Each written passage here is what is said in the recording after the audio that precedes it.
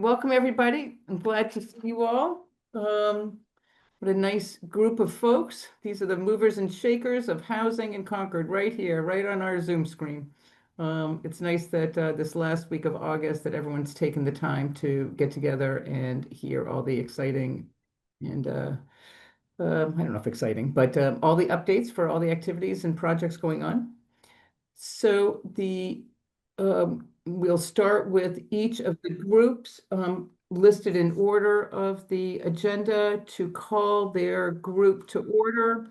We are going to rely on today the AI companion notes for the minute taking, especially with, the attendees is always a little tricky to make sure we got all the right names for all the boards. So as you call your group to order, be sure to iterate the names of all the people who are here. So with that, I'm just going to, this is the Concord Housing Roundtable. This is our August 26th meeting at 5 p.m. We're meeting over Zoom. The objective of the Concord Housing Roundtable is an update on implementing the housing production plan and the related activities. So that's very much a shorthand for all the activities and initiatives that we'll talk about. So we will start with the Concord Municipal Affordable Housing Trust. And I'll turn that over to Keith for your call to order. Thanks very much, Liz, and thanks for reconvening us. Keith Bergman, Chair of the Concord Municipal Affordable Housing Trust. If all the trust members could come off mute. All seven of us are here, and so we'll just do a quick roll call. Mary Hartman? Here. Mike Lawson? Here. Rich Feely? Here. Linda Escobedo? Present. Carrie LaFleur? Here. Matt Johnson? Present. And Keith Bergman, present. Thank you. You said you have 7 members? I must have Yes. missed someone. I must have missed someone. Keith, Mike, Carrie, Rich, Linda. Linda, Matt, Rich, and Me, Mary. Mary. Thank you. Thank you. Very good. Okay, CHDC. Hello, Julie McClure from CHDC. I see we do have some members present, and I believe at least one of them has their mic on. Hopefully the other one can also. Roll call of members present. Lee Smith. Present. My video is not working. I'm going to go out and come back in. No worries. Ray Andrews. Here. And I'm looking for other members. I believe those are the only CHGC members present at this time, but that is a quorum. And myself, Julie McClure, present. Thank you. Thank you. We'll move right to the select board. I'm Mark Howell, Chair of the Select Board, and I'll call a roll. Paul Bowen. Present. Mary Hartman. Here. Andy Ravelli. Present. And I don't see Cameron McKinnon, so that's 4 out of 5, and we have a quorum. Very good. I skipped over on the agenda, but not for quorum purposes, but for those representing the town update items. People, this town staff, do you want to just acknowledge and say hi? Hi, this is Elisa Sandoval, the Community Development Director. Hi, Elisa. Hi. Elizabeth Hughes, Town Planner. Hello, Elizabeth. Great. Thank you. Okay, Concord Housing Authority. Hi, Stephen Bader, Chair of the Housing Authority. I see that we do have a quorum, so I'll call the roll. Stephanie Krobeck. Here. Rick Eifler. Here. Bernice Fusek. Here. And myself, Stephen Bader. Here. So that's 4 out of 5. Perfect. Thank you so much. Where is Stephanie? Bernie isn't being. Where's Bernice? Where's Bernice? I'm here, but I can't.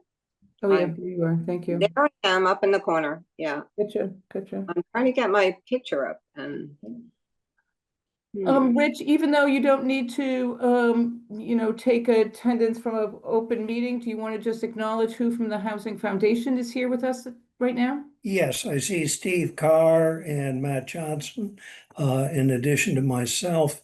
I think those are unless somebody's come in recently. Nope, I think that's it.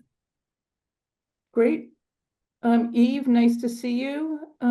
And you are. Oh, and one more, Moira Walsh is here also. Okay, great. So we got 4. Walsh, where are you, Myra? Myra, your name is W-A-L-E-L? ALESH. Perfect, thank you. And Eve, you're representing, or you're here from? The CPC. CPC, I knew that. Is there anyone else from the CPC here? I don't believe so. Okay. In the interest of total inclusion, like who didn't get recognized, who's here?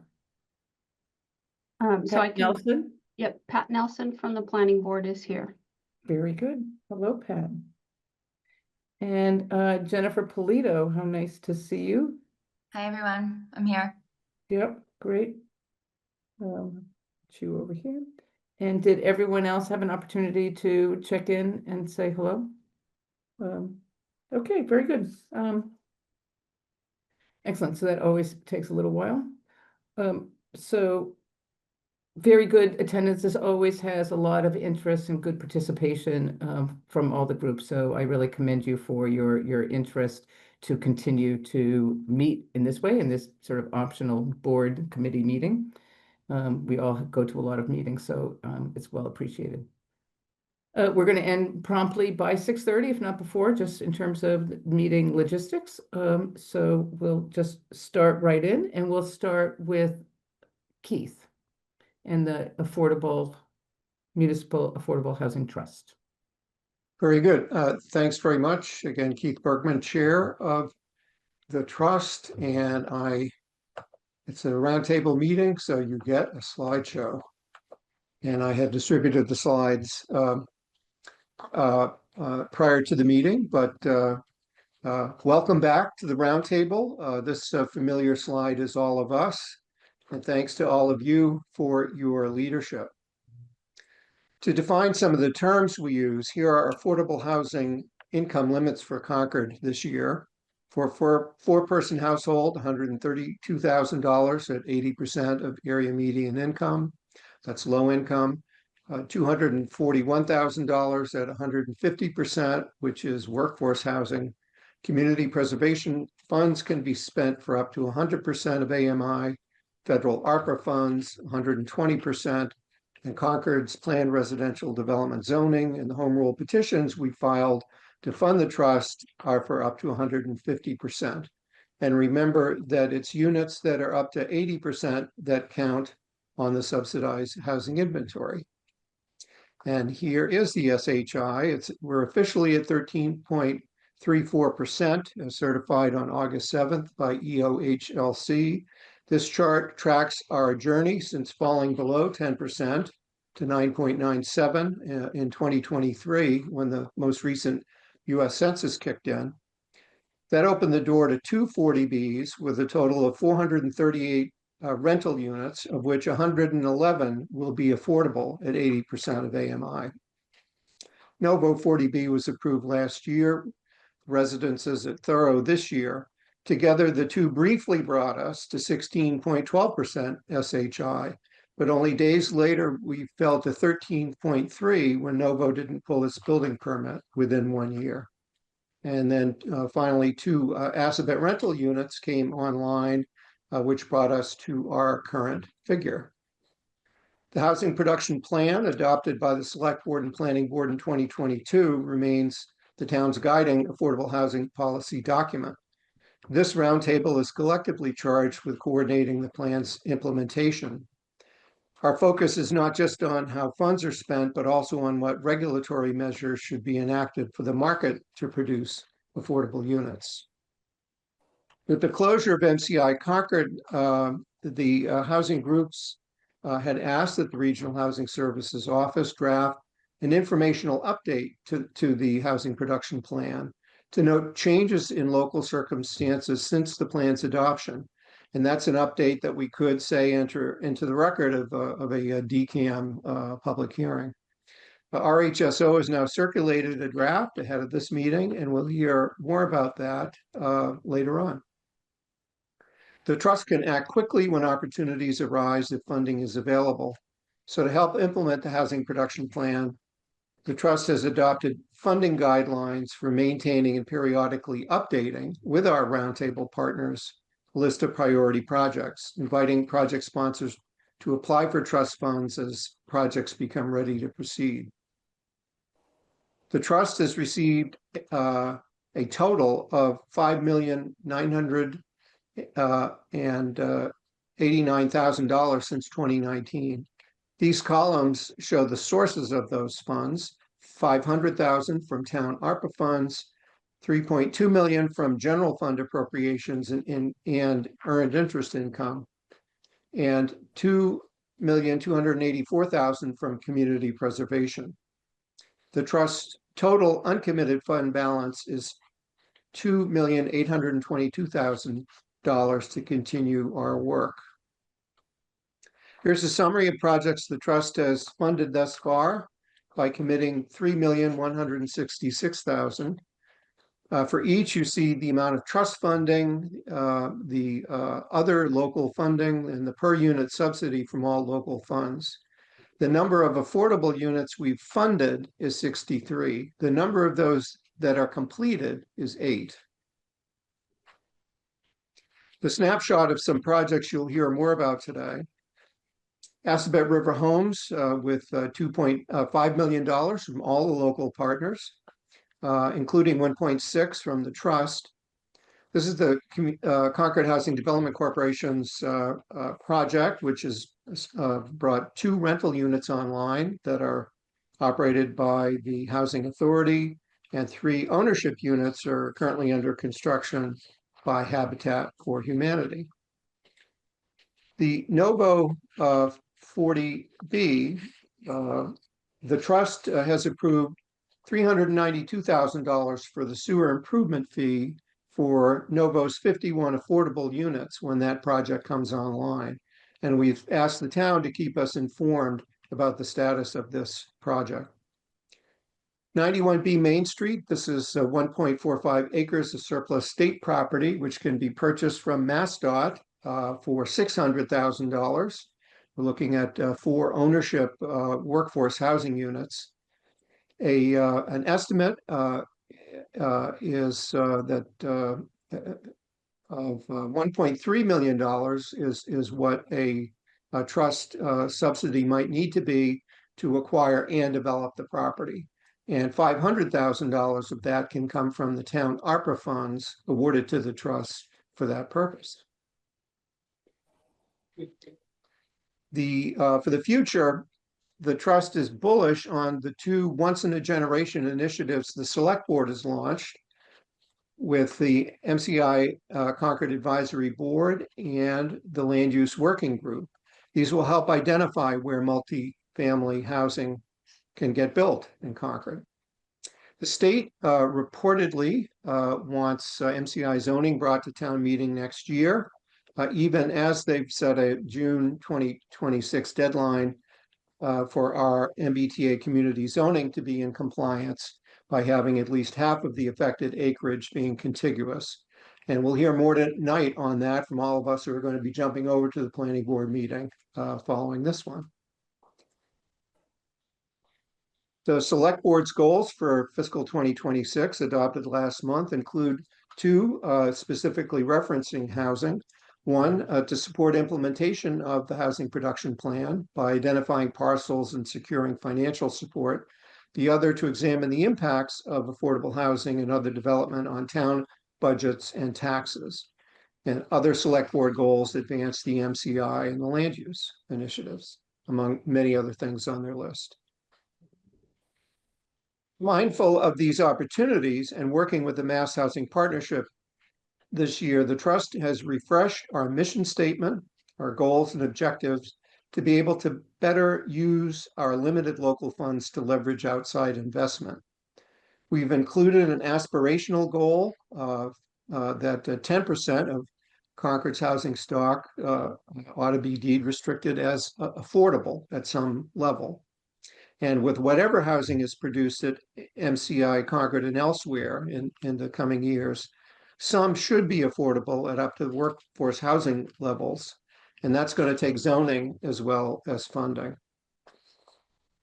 And as we've reviewed before, when Novo does pull its building permit, our SHI would go to 16.14%, but then only 7.24% of our total housing stock would be affordable at some level. The 519 units show here actually include 46 at levels between 100 and 150%, which already exist, but which do not count on the SHI.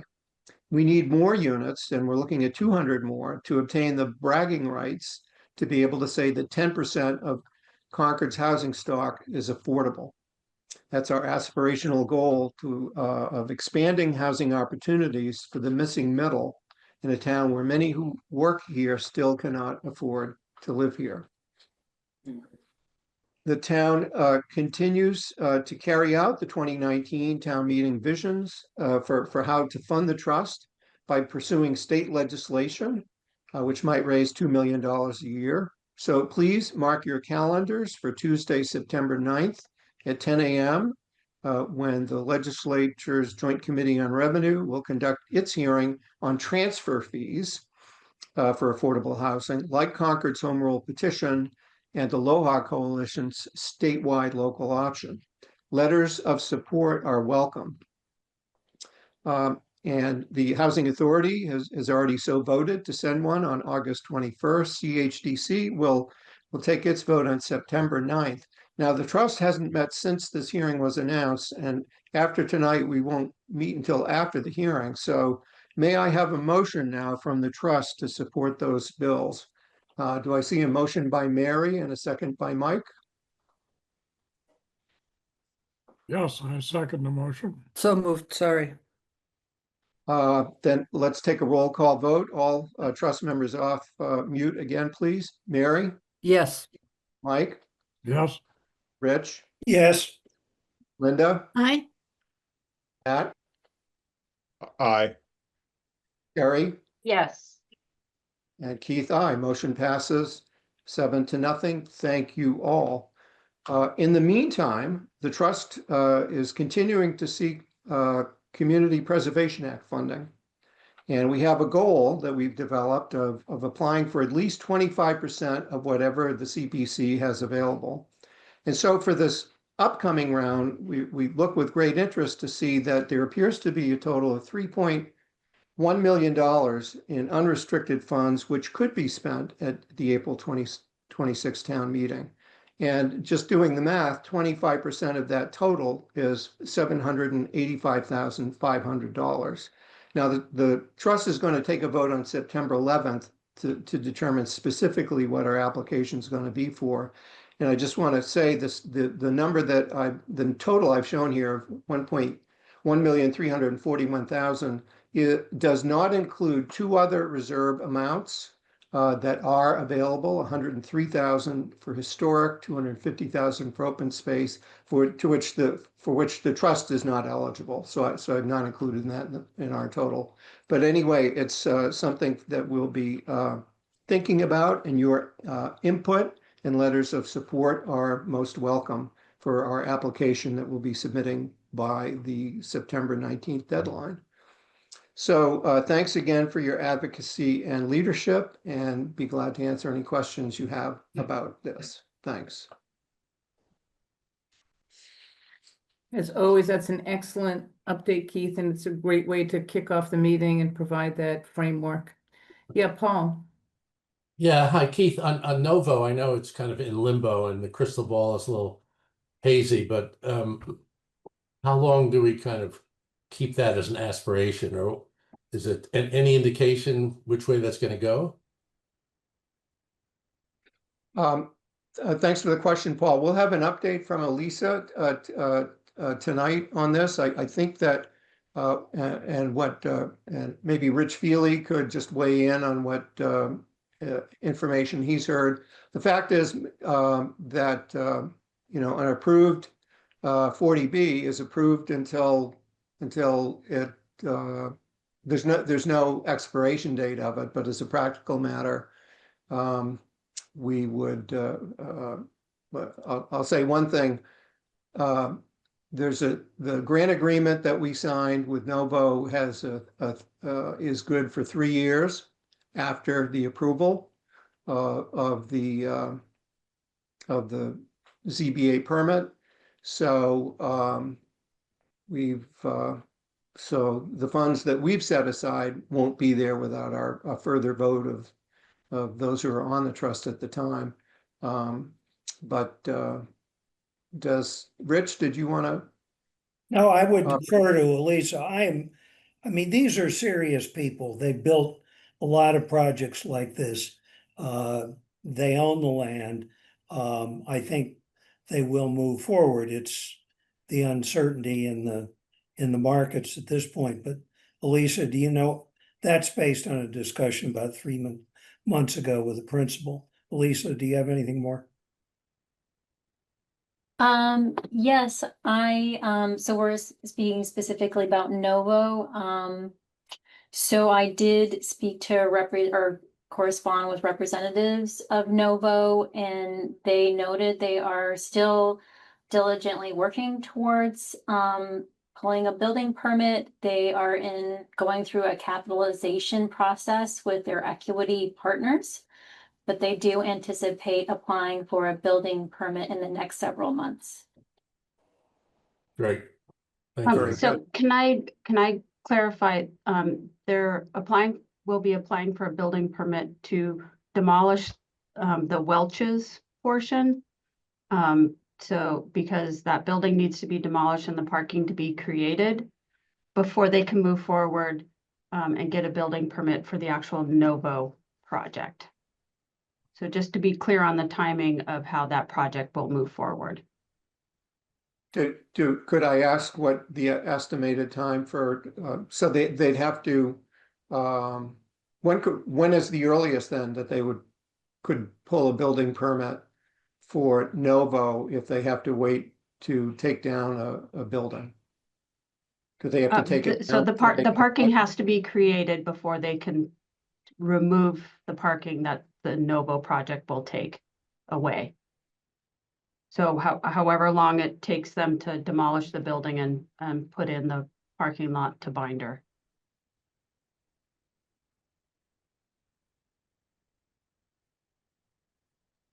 So we'll all be asking questions Yeah, I feel strongly that Elisa should reach out to them now, because I wouldn't bet 100% that they know that they actually have to have it torn down before they can get a building permit.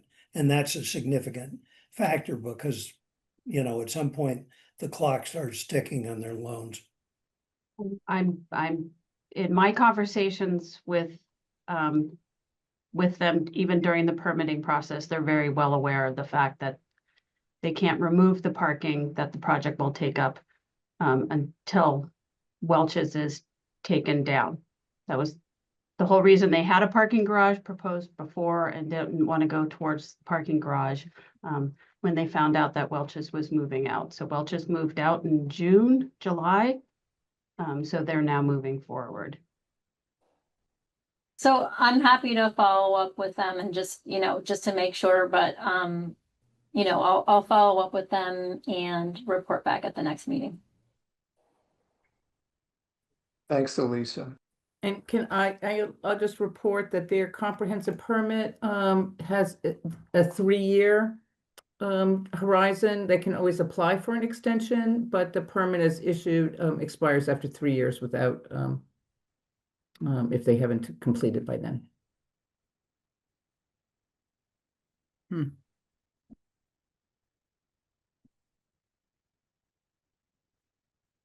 I see hands from Moira and then Stephanie. And to be, I'm sorry, to be clear, it's they have to have started construction within 3 years. So that's the specific activity. I'm happy to go next if you would like. Sure, Stephanie, go ahead. Yes, Just thank you. a quick question about Forest Ridge. I didn't see that on the list. What's the status of Forest Ridge? The residences at Thorough, Yeah. 40B, is that what you're asking about? Yeah. That was approved on April 4th this year by the ZBA. And it is those 237 units are on the subsidized housing inventory for 1 year. And if they pull a building permit, then they stay on the SHI for another 18 months after that. Thank you. Moira, did you have, I think you had your sound off. You're muted. Thank you, Keith. That was a great presentation. I really would appreciate a copy of it. 2 questions. I noticed that the outstanding balances are 2 million. Is there a mark at which you keep that balance? Like you don't want to go below a certain amount, or is it only totally project dependent?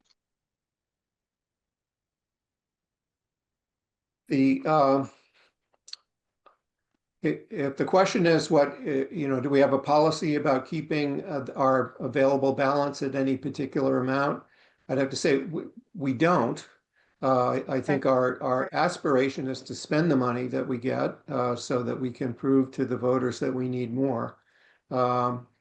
Some of the projects, for example, if we have $2.8 million now and we spend 1.3 on subsidizing the purchase, the acquisition and development of 91B Main Street, that takes us down to,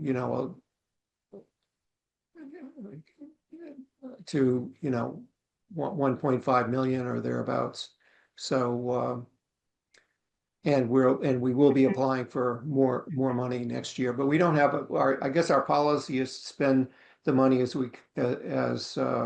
diligently as we can as opportunities arise. And that's my next question. And I think this is more of maybe a little bit of an esoteric question for the housing community in general. It seems like it's getting harder and harder to build, and harder to acquire land and then turn, as you said, a great goal of having 10% of all. I think that's a wonderful goal. I'm just wondering if it's time to creatively begin to think about out of the house and house. I'm not sure what that looks like, but I heard you use the term workforce housing, and what I'm seeing is when you read the charts of what the average median income, and then I look at your salaries or the bank teller salary, or I talk to the firefighter and he tells me his salary, they don't match those images.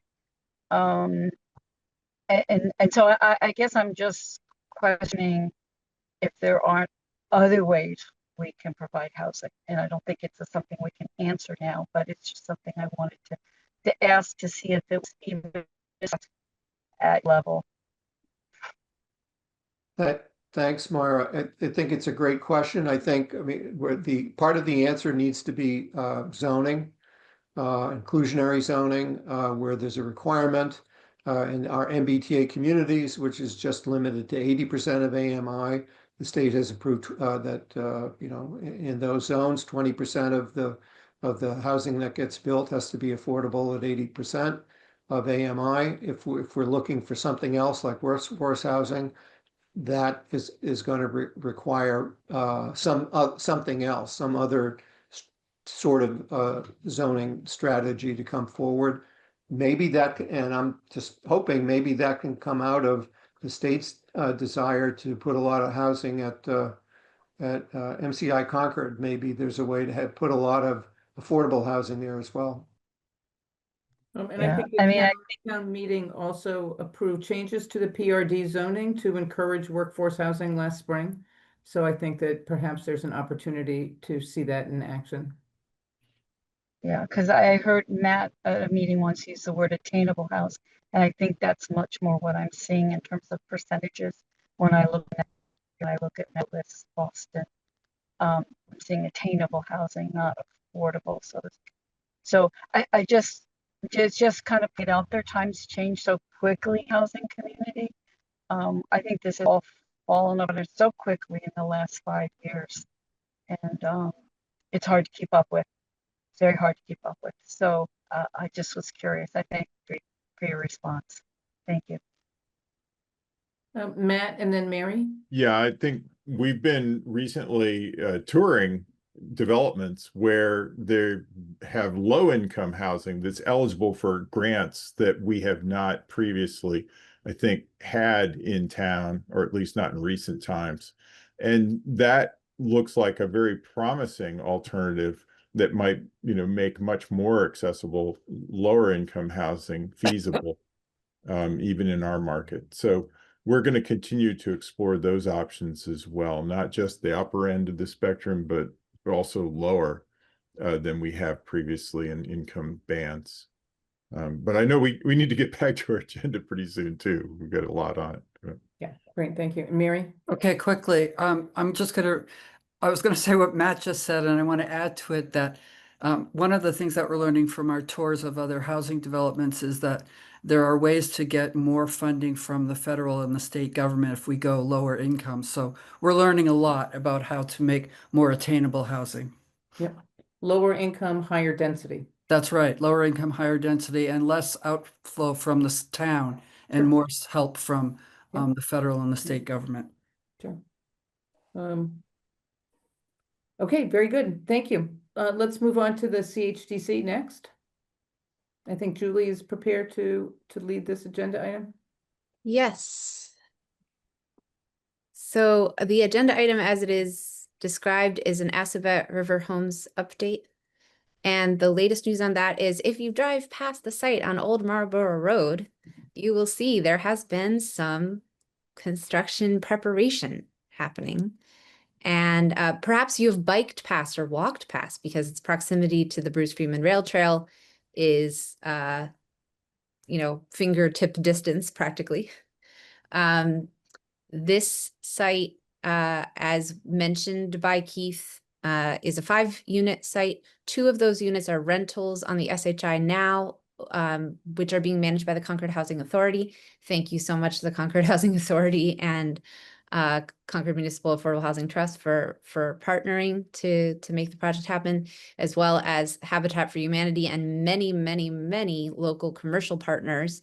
If you're curious to know more about the ways that different local partners have been involved, there is a lovely sign with lots of different logos you can check out visiting the site in person.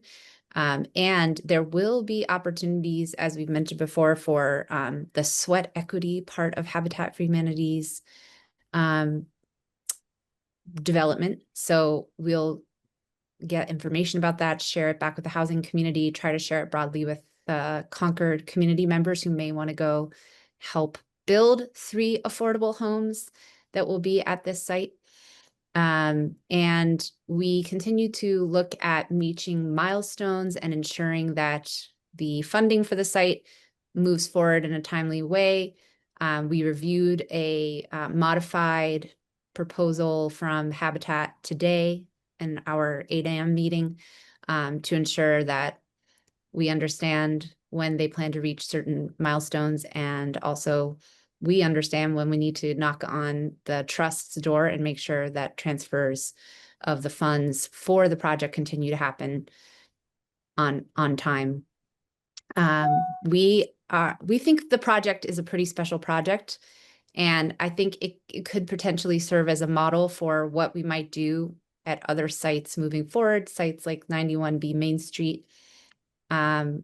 though perhaps we learned some things, it was a very complex negotiation to get to where we are. We might like it if it was fewer, simplified number of parties at the legal negotiating table. Will help us get to finish line on building more quickly if we can take that lesson for other projects moving forward. So thank you.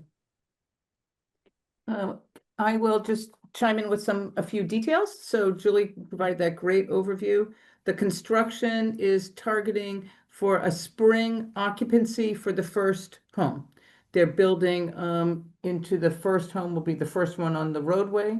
And so they presented that the construction would be looking at, if all things go according to plan, in April, May, closing for the first family. Some of it is the paperwork that needs to catch up to the construction. So often it's the other way around, that the paperwork is in advance of the construction, but we have a little paperwork to do to kind of get that moving. And so the CHCC voted their approval for the LIP application. So the next step is to have the select board sign on to that and then submit that to the state to get that paperwork going. So I'll be sending a note to Mark and Kerry and whoever organizes that for an upcoming meeting in September.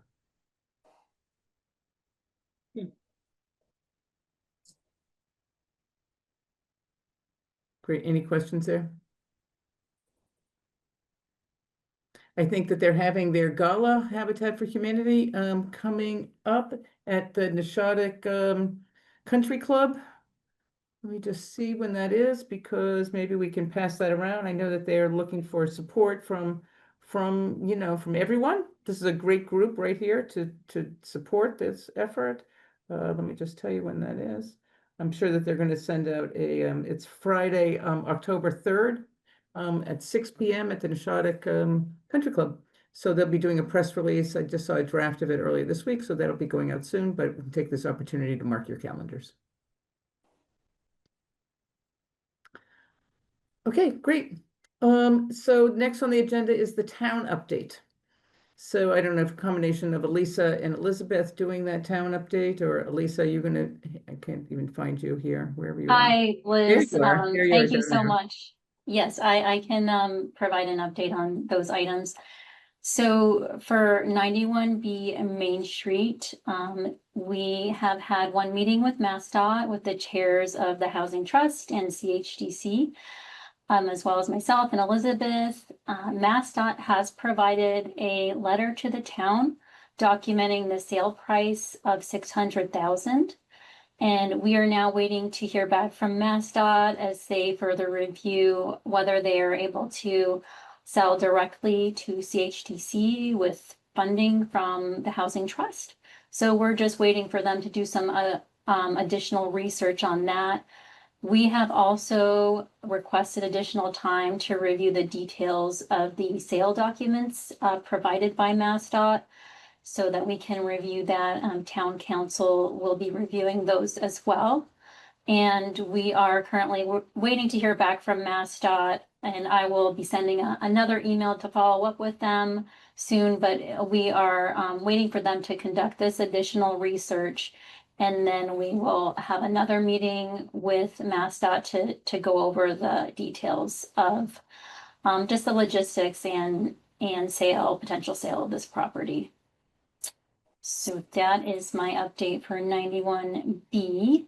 Should I go ahead and give the update? Oh, I can see there's should I give my updates now, or how do you want to do this, Liz? Why don't we take them, because these are so different. Matt, if you had Okay. a question about the 91B, we could talk about that Yeah, specifically. it's not so much of well, it is a question. Yes. Up until now, we've targeted the 120% ARPA threshold for the income level of the residents for these units. But I've really begun to wonder whether we might want to go to the 100% level, which would make us eligible for CPA funds, just given the relative timing of projects that we have. And then, of course, we have a gap at the 100% level as well. So I know that we did that because of the goal of workforce housing, but I'm sensitive to those income levels that we saw before. And if you look at, today, the 150% AMI level closely tracks Concord's median income. It's very close. And so when you think of that, it's really housing that would be for a normal Concordian, not even a normal Boston area person, which is not a person who really needs subsidized housing in general. So the 100% level starts to feel more like affordable housing in today's market. So I just wanted to raise that. I realized we have all these boards here. There's the select board was, I think, originally setting that objective. The housing trust has been proceeding along that line. But, as we pursue this project, should we maybe look at, if not all the units, some of the units in that light? It also opens up the availability of CPA funds as a source. That's on my mind. Yeah, very much so. Mhm. Carrie? Thanks. So Matt and group, I think the issue is whether or not we have the flexibility to change the ARPA designation. I know as time goes on, we are increasingly concerned about any changes that we're making to any of our ARPA designations, wondering if the federal government is going to try to pull those back. So if there's interest in us doing research in that area, we certainly could do that, but that definitely would be one concern. Isn't it the same project though? I mean, I don't understand what would have to change. Well, because we've designated it for workforce housing. It still would be, I think. Well, I It's guess above the 80% level. I guess I'd like if there's interest, I'd like the opportunity to make sure we're not putting our ARPA grant in jeopardy. Yeah, Keith?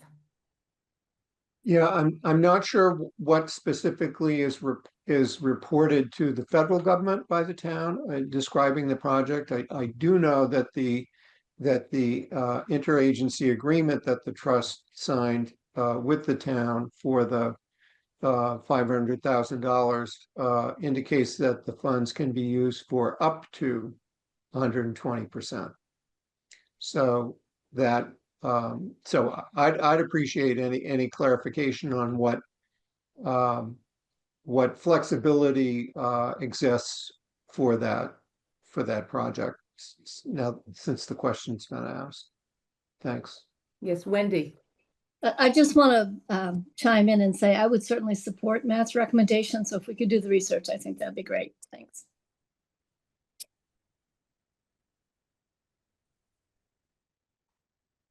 Okay, very good. All right, Elisa, you want to move on to, we may have covered the 40B updates. I don't know if there's other parts of that you wanted to cover or just to move right into the MCI. I think we covered the 40B update, so I can go ahead and move. So for MCI, the town working with the MCI advisory board, we've completed a vision document, and the board provided updates and feedback to the original document by the consultants, and we should have a final version by the end of this week, actually, which will be distributed widely. The next meeting of the MCI advisory board is September 2nd, and it will include an executive session to consider the purchase, exchange, lease, or value of a real property. There will also be a joint meeting with the MCI board and the land use working group. Oh, actually, I'm sorry, this already was held on August 18th.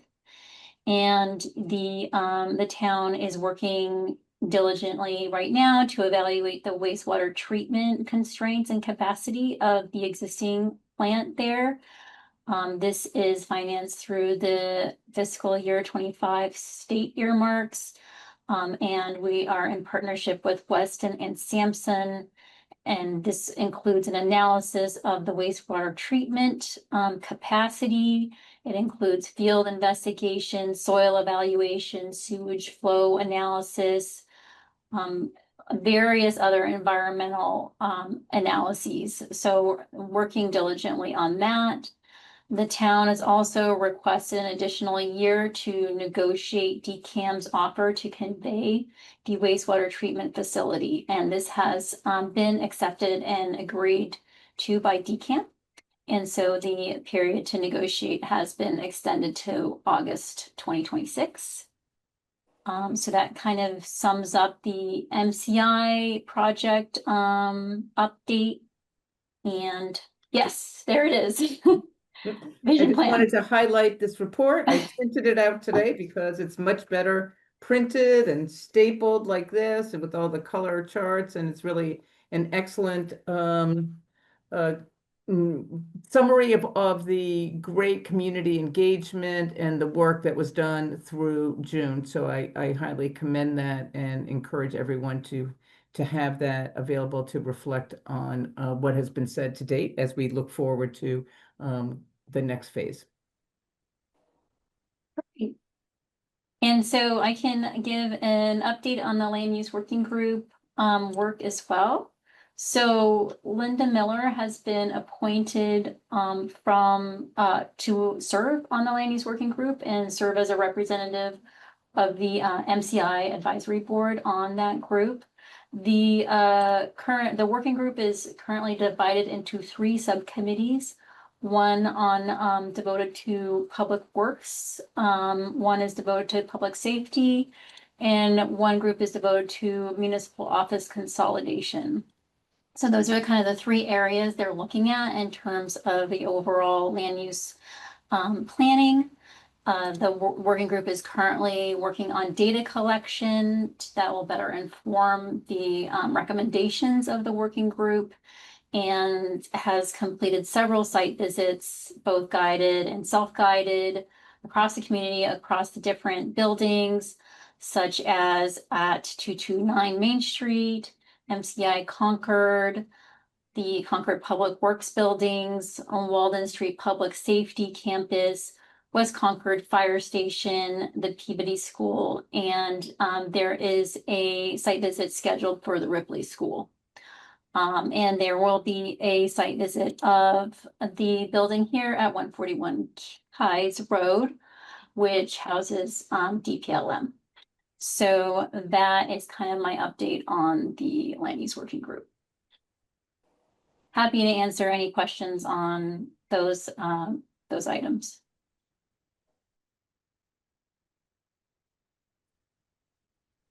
Yeah, Keith Bergman, I've got my hand raised for a question. I'm on the land use working group, and I know that the things that Elisa just mentioned are in phase 1, the public works, public safety, consolidation. What I didn't hear, and what continues to concern me about the land use working group, is housing and commercial development and open space are in phase 2 that I'd like to get to sooner rather than later. I'm represent the housing interests on the land use working group, and we haven't even begun to talk about housing yet. Thanks.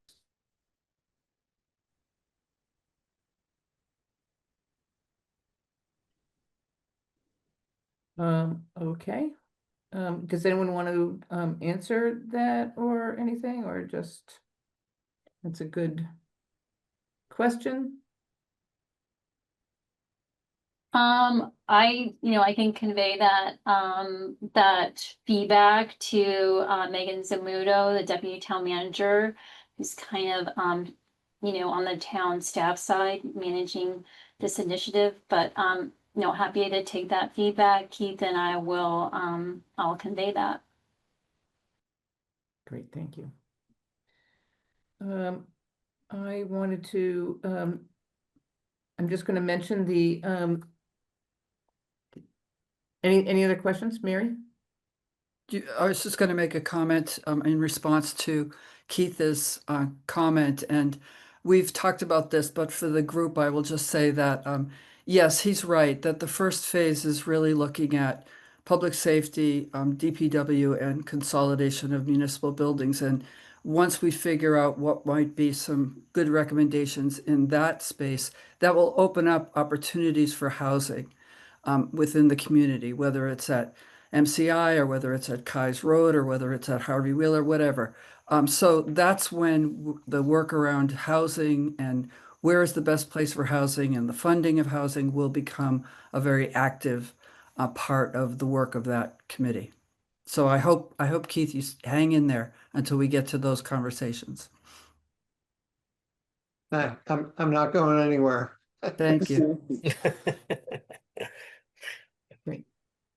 The HPP informational update, I think Keith provided a good introduction for that, and it was sent out to all the groups represented here. If anyone has comments or thoughts, it's a very brief update where Concord is really 3 years into the HPP, and in putting this together, I did realize that it's probably time for a CPC article for the next HPP. So soon. But for this coming town meeting, it takes, and really the first step is to do an RFP for the consultant who's going to provide that work. And that always takes some period of time to pull that together, and the funds need to be appropriated before that RFP is done. So that work would start in FY 27. I did note that in the informational update, I had the wrong date for the expiration of the HPP, in case anyone's reading to that level. It actually expires in December of 2027, not December 2028. But I will make that correction as long with any other updates that anyone might have. Yeah, Matt.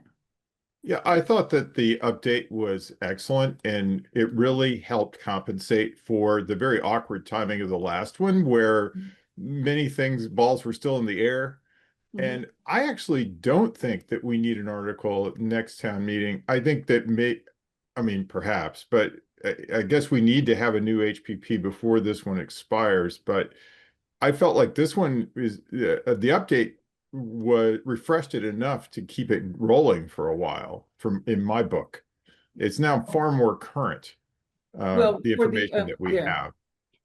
For the HLC process, for the formal process, a full update is needed. So this is really an addendum, so that, the main document wasn't updated. There's really 19, 20 different data sources, and the only ones that were selected to put in here were just the census. There's a lot more data that is more current that could be done. Well, there are also project status updates. Of course. So again, I wonder if there's sort of a light version of the process as opposed to a heavy version, because, it just seems like we go through this every 10 years, but it's 5 years. 5 years, sorry. It just I don't know how much value it would add. That's my concern. That again, the update brings us up to date. I feel like our strategies are stable. The sites are known. It's not like we're going to come up with this revelation out of any new HPP. I don't see it. Yeah.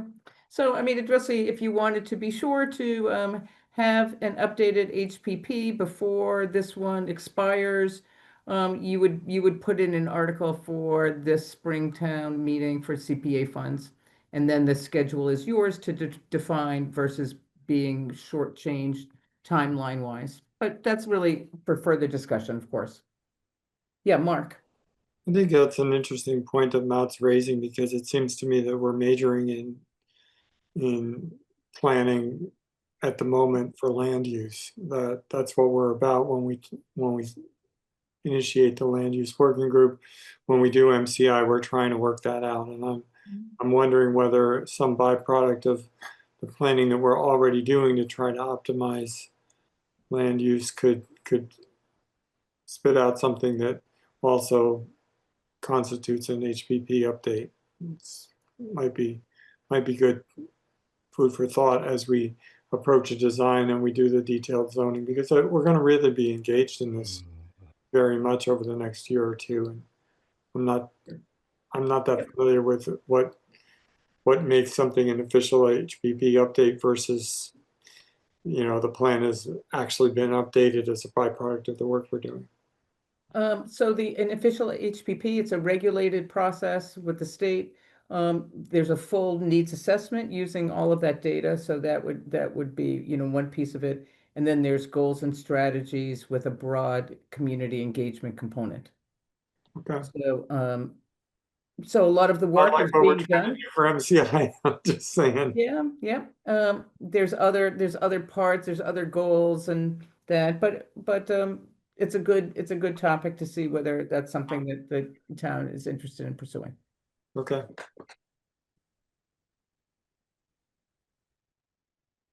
Maura.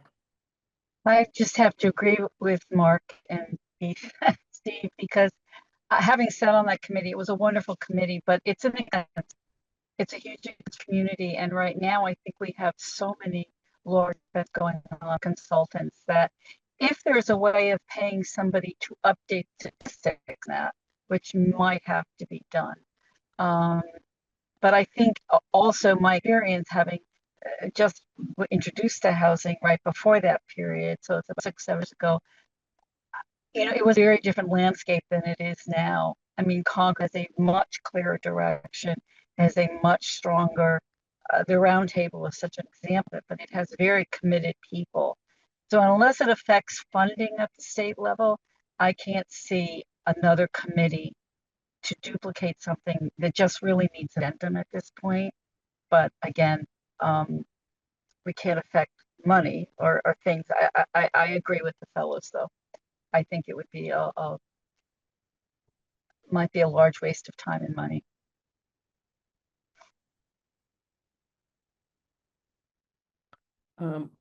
Okay, so I think that the town will consider that and and see what to do there. I think no matter what the what the form takes, even just updating in place with what you have would still take some resource and some to do that level of update.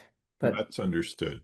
yeah, so maybe the article stands. It's just a question of the scope of that. And then also putting the article in is really just for later in FY27, right? So we talk now for planning for things that really won't start for a good 18 months.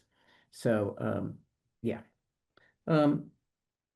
Yeah, and you could always look at the informational update has all the goals and strategies in the back, just to see for your own information of how many you think are being covered by other planning efforts. And there's a whole bunch of them for sure. So I think at the very least, what we should be trying to do is bring the work that we have on these special efforts to a close so that they become input to the next HPP. Of course, yeah. It's always a point in time. There's always projects that are in process when you do any of these documents, right? Yeah. And some will be complete and some will be just starting. It'll be, yeah. Okay, very good. So we'll turn to the planning board next. Okay, so as part of Liz's packet, thank you, was the planning board's goals and projects for 2025, 2026. Specifically asked to run through zoning articles. So on everybody's plate is MCI Concord. So the planning board will be an active participant in whatever process starts to evolve from visioning to concept to drafting zoning. Second, starting tonight, the planning board is looking at 4 different scenarios for the MBTA communities overlay district to address the comments that we received in EOHLC's conditional compliance letter that was issued on June 12th. And the 2 aspects of that conditional compliance. One is to amend the actual overlay district so that we have one contiguous district that it's at least 50% of the area of the whole district that's being zoned. The other aspect is some tweaks to the actual zoning language, dealing with special permit requirements. Currently, our zoning bylaw requires a special permit for certain work in the floodplain conservancy district, which EOHLC has in their regulations stated that you cannot require a special permit for an MBTA communities project. The zoning bylaw amendment itself will just be to reflect the requirements of the floodplain conservancy district section as requirements for the issuance of a site plan under the MBTA communities. So the requirements won't go away, just only the requirement that they go to the Board of Appeals for a special permit. So starting tonight, the board will discuss different options from the map overlay perspective and that proposed draft zoning to address that concern. Also on the board's agenda, there will be updates to the ADU bylaw to address consistency language from the state's regulations adopted by EOHLC. And that will more than likely start on the meeting of September 30th. The board is going to be working with town council on the ADU amendment to make sure that our updates bring us into full compliance with the regulations. Also, the board will be working with town council to update the personal wireless communication overlay district, which don't know if everybody knows, but that wireless overlay district has not been updated, I think almost since it was adopted. So it is very out of date with different federal regulations and decisions from the courts regarding wireless communications. So the board will be working with town council to look at bringing that bylaw into conformance with those requirements. The board over the past year and a half and has been working with a consultant to look at our combined business residence bylaw, which they are moving forward to develop an amendment to basically bring that, looking at that bylaw, which currently has certain requirements that make it very onerous and almost impossible to build combined business residence projects. So been working with the consultant on ways to possibly amend that bylaw. So the board will be putting together a draft bylaw and getting input on that and potentially submitting that for the Springtown meeting. The board has also decided to put forth the joint parking amendment that failed by 10 votes this past spring. What the board heard is everybody knows there was definitely confusion with the presentation. So the board has decided to bring forth that amendment again with the correct presentation so that town meeting members can understand and make an informed decision about that proposed amendment. The board will be looking at the potential of updating currently in the in the zoning bylaw, there's lighting requirements that are very undefined and very minimum. And so the board is going to be looking at putting together a new outdoor lighting bylaw. And that will look at currently there's no actual requirement that fixtures be dark sky compliant. There's no information or requirements regarding light foot candles. There's not even a requirement they be LED fixtures or the lumens of light. So they're going to be looking at all of those different requirements to see about creating and overhauling the existing lighting bylaw. There's going to be another round of housekeeping amendments to the zoning bylaw, changes to ands and thes and comments, and clarification on different sections. And then that's it as far as zoning bylaw amendments. That's it? That's it so far. That's really quite a workload from where we are right here in August. I know how Yeah. quickly it goes So with all the hearings. So thank you very much for you and the whole planning board's attention to all of that. That's a lot of work right there. Thank you.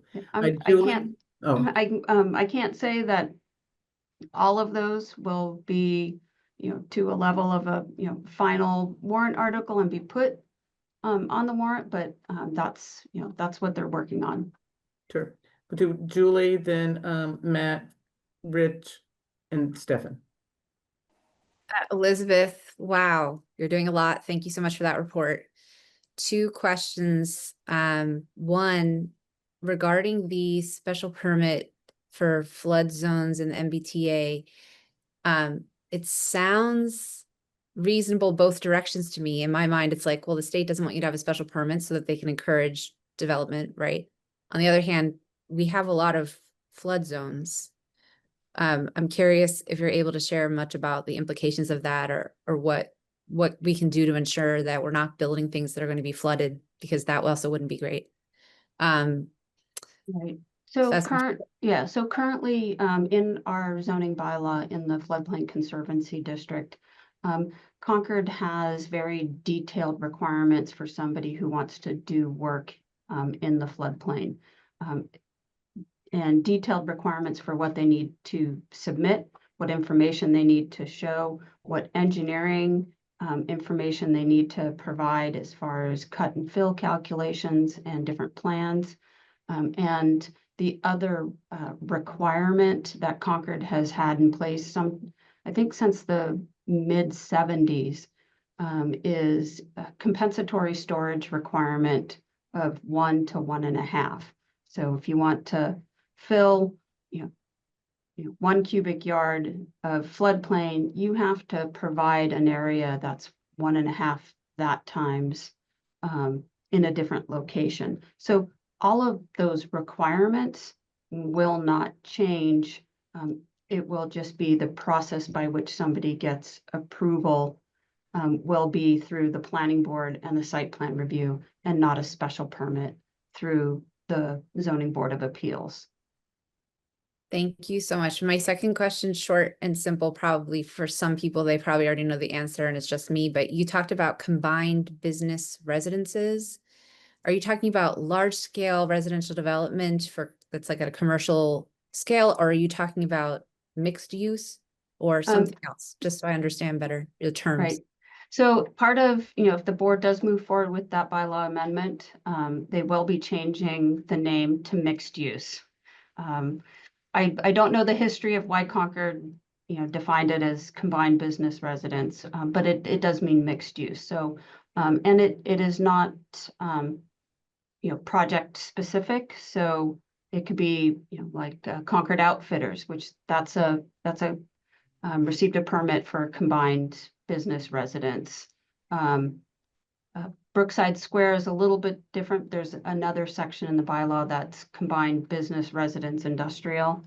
But, so that's the term. It's, so hopefully we can change the name to mixed use, which is what more people are familiar with. Thanks. Yeah, much more clear to me. Thank you so much. That's great. You're welcome. Thank you. So I just wanted to say that we're at 6:10. We still have 4, I think, groups to status with. So yeah. So Rich. Actually, Very quickly, Elizabeth, thanks. I'd seen somewhere that I thought redoing or at least reviewing the subdivision regulations was on the list. I mean, it wouldn't surprise me if the zoning board had pulled it with that agenda, but is that the case or not? So it is the planning board. It's not, it is, the planning board, yeah, has subdivision rules and regs. And yes, we're, that is, currently underway. The town will be working with a consultant to update the subdivision rules and regs.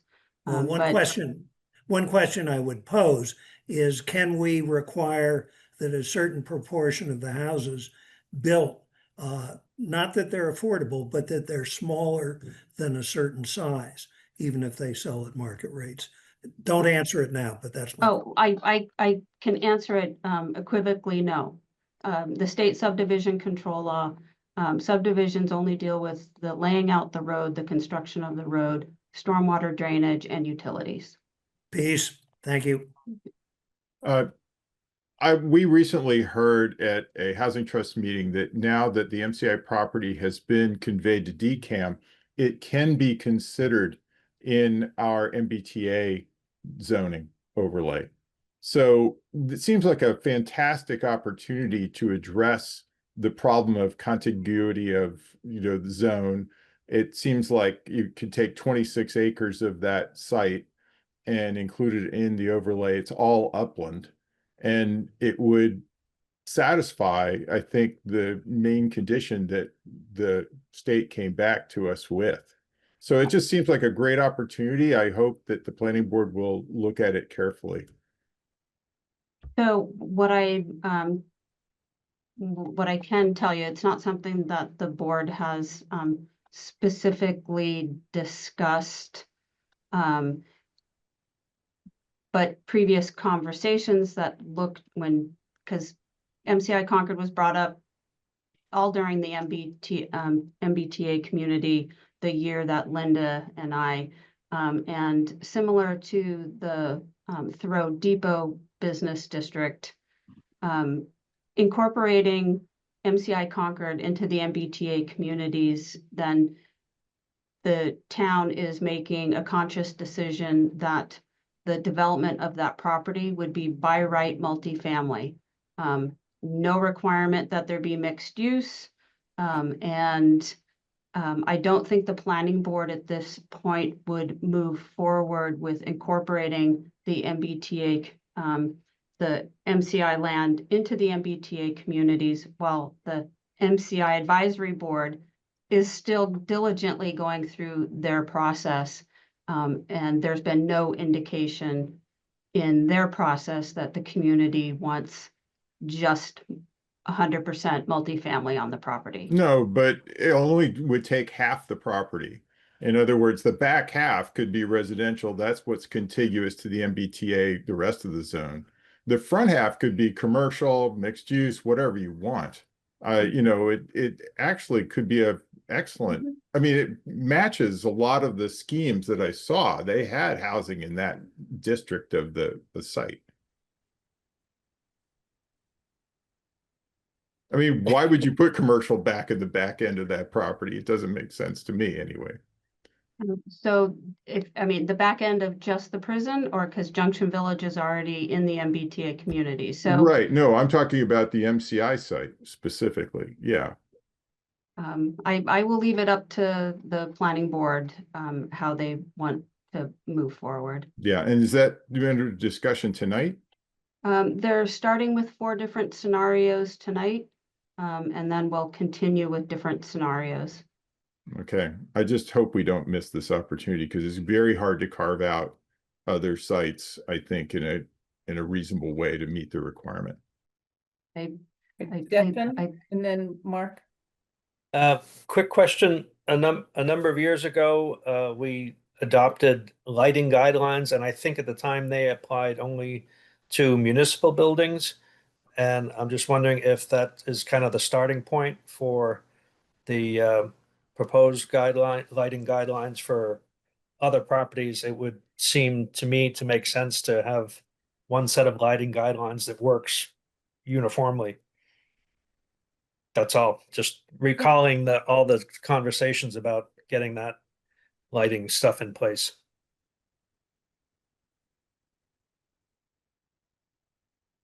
Thank you. Mark?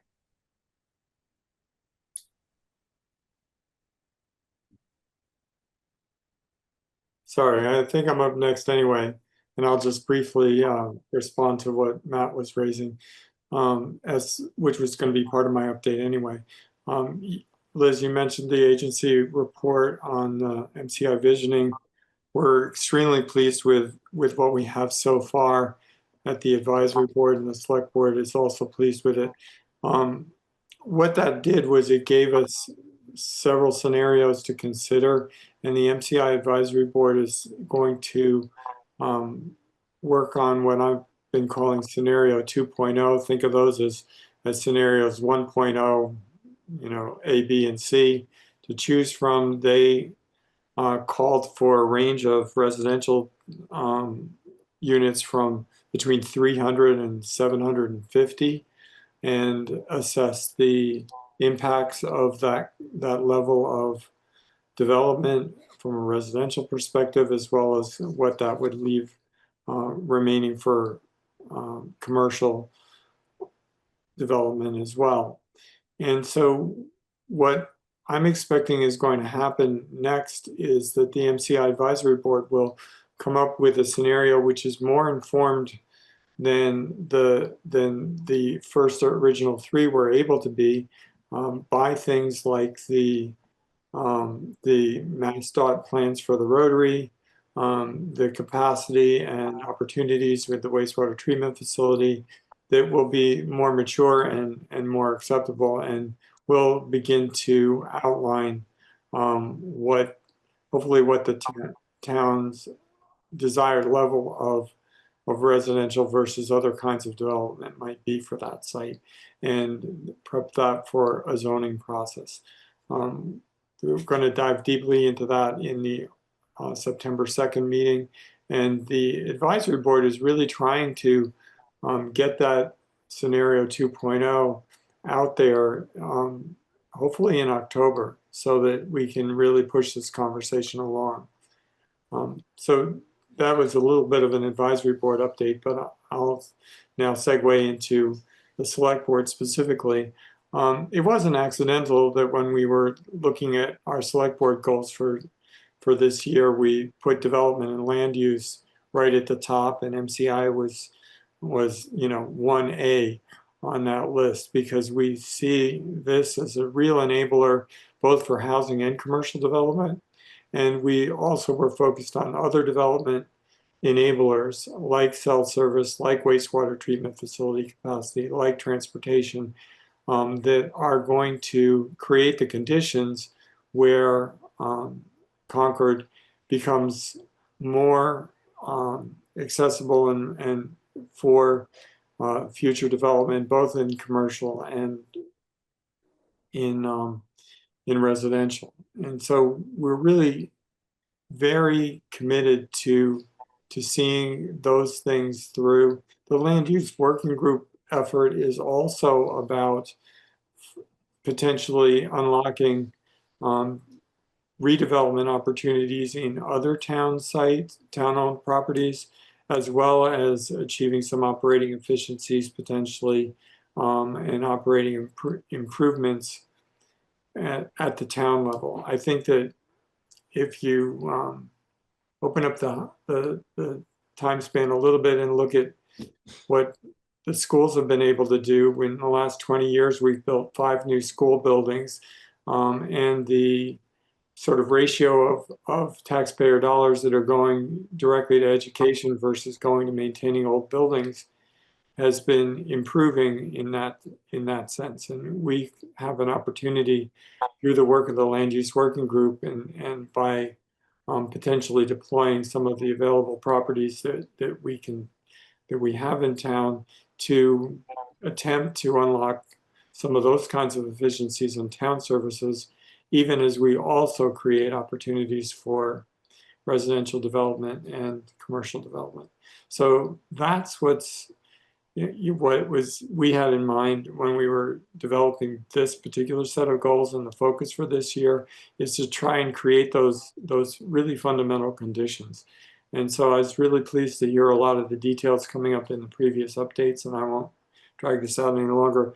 The Deaconess update is really quite simple. Town meeting did approve the zoning for their expansion, assuming that they do go forward with that and units actually get constructed. The memorandum of agreement that was signed with the town will create possibly up to $3 million over 10 years that can be leveraged for housing and potentially also for senior services. And the select board has already taken action to set up an account where we can receive those funds directly for housing. But, you know, to be realistic, probably the earliest conceivable receipt of any funds under that agreement is 2028, maybe beyond that. So that's what I had for updates from the select board perspective. I'd be happy to take questions. Okay. Thank you, Mark. Housing Authority? Thank you, Liz. Thank you, everyone. So far, we have two items on the agenda this time: capital and investment project progress. We are making lots of progress on over half a dozen different projects in the pipeline right now. The biggest one, the one that most of you have heard about before, is the air source heat pumps at our oldest property on Everett Street, senior housing. We got over $1.3 million in state assistance to implement that sustainability project and make the units more comfortable and more fuel efficient, which benefits everyone. The other big expensive project at the moment is the septic system replacement at our Strawberry Hill Road project. Again, due to septic system failures, that was deemed an emergency project and received significant state funding. We're expected to actually begin work, shovels in the ground, in the next 2 weeks or so. Another emergency project. Emergency projects, besides being emergencies, they open up additional state funding possibilities. And that is the fire alarm panel at our Everett Gardens and Everett Gardens expansion. Again, the same property on Everett Street that is getting the air source heat pumps. The existing fire alarm panels are outdated and impossible to get replacement parts. The fire department comes and visits regularly for false alarms and shorts and everything else. So that we hope to be out to bid in the coming months. There's some preliminary asbestos testing that has to happen before we can proceed with that. There are several other projects. I won't go into every one, but I will mention that the roof replacement of the main office on Everett Street was completed on August 2nd. So we've got projects in all various phases of the pipeline, from still permitting and speccing and bidding out to recently completed.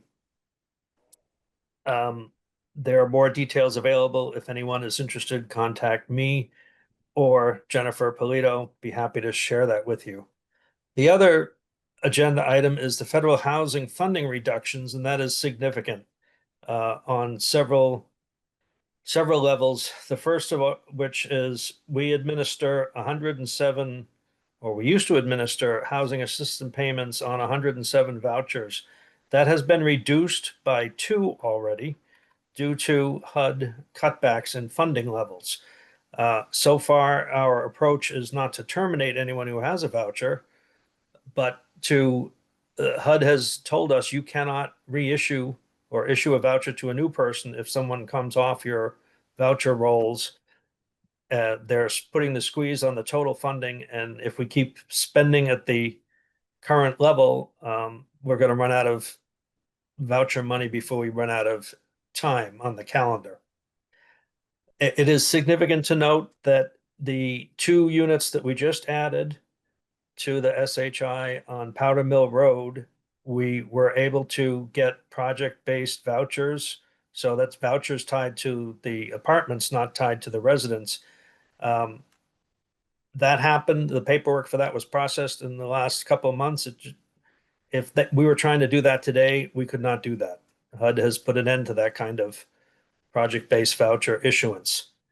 So we're feeling the effects of federal budgeting, and I understand Kerry's concern about ARPA funding changing in any way that causes anyone to look at it. The other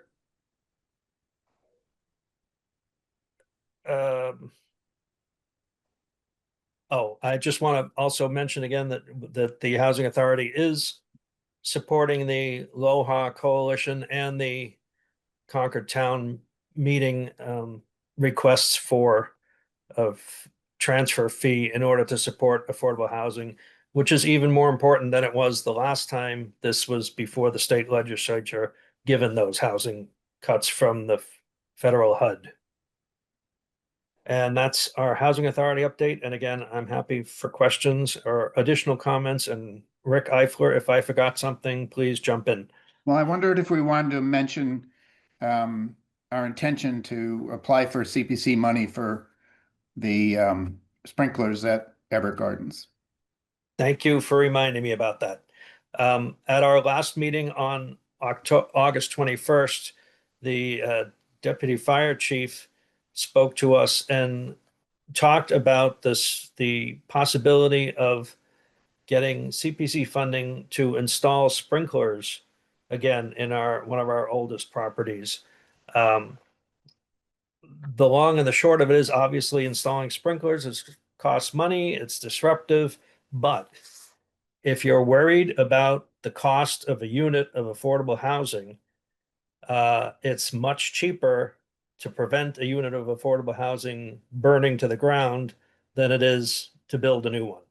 And so it's literally a penny saved is a penny earned, and it's more secure and safe for the residents and the firefighters and the whole town for that matter. Thank you for that reminder, Rick. Appreciate it. Yeah, Keith? Yeah, just a question. How much money are you looking for the sprinklers? And would you prefer to apply to the trust and get the money now, or to the CPC and have to wait a year to get it? I don't think we have a, oh, Stefan, did you want to? Yeah, no, go ahead. Go ahead. Yeah, I don't think we've established a time frame for when we want to do this. We were just thinking about the deadline for CPC.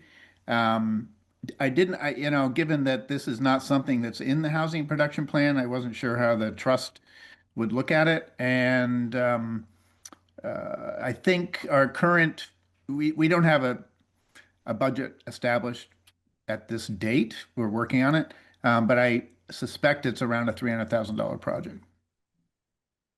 Yeah, this just came to our attention, or the full board's attention, last Thursday, and Jennifer Polito is in the process of trying to get some firmer estimates so that we'll have something to flesh out by September 19th. But as Rick said, a wild ballpark is as close as we can get at the moment.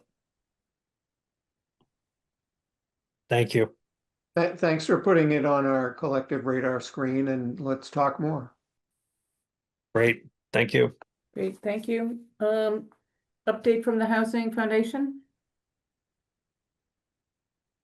You're muted, Frank, Rich. I'll be as quick as I can. The hearing on September 9th for the transfer fee bills will have in-person testimony from Keith and probably from Lise Holdorf, who will talk about how business owners and farmers need affordable housing. We would like letters from the other organizations, which I think we're getting. And I would encourage people, we discovered that the real estate industry flooded the zone with emails and letters from individual owners and realtors.